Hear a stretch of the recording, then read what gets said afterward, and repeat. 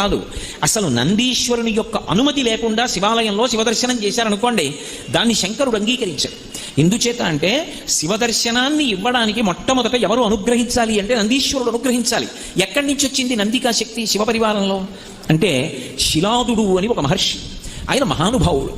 ఆయనకి ఒకప్పుడు ఒక విచిత్రమైనటువంటి కోరిక కలిగింది, నాకు ఒక కుమారుడు కలగాలి, కానీ అందరు పిల్లలు పుట్టినట్టే భార్య యొక్క సహాయము వలన నా తేజస్సు నా భార్య యొక్క శోణితము కలిసి నా భార్య యందు పిండముగా రూపుదిద్దుకొని ఏదో కొన్ని నెలలు ఆమె గర్భము ధరించిన తరువాత బయటికి వచ్చేటటువంటి శిశువు కాదు, అయోనిజుడు కావాలి.